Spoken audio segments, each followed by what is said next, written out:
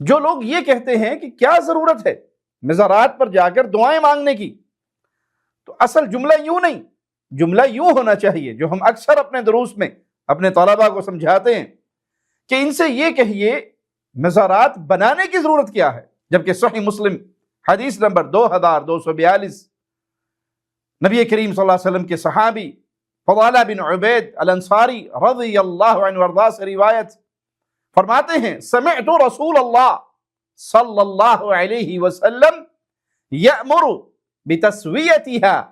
میں نے رسول اللہ صلی اللہ علیہ وسلم کو یہ فرماتے ہوئے سنا کہ قبروں کو برابر کرنے کا حکم دے رہے تھے، قبروں کو برابر یعنی سنت کے مطابق بنایا جائے، اونچی قبر بنائی نہ جائے۔ صحیح مسلم حدیث نمبر 2245 جابر رضی اللہ عنہ سے روایت ہے نہا رسول اللہ صلی اللہ علیہ وسلم ان یجسس القبر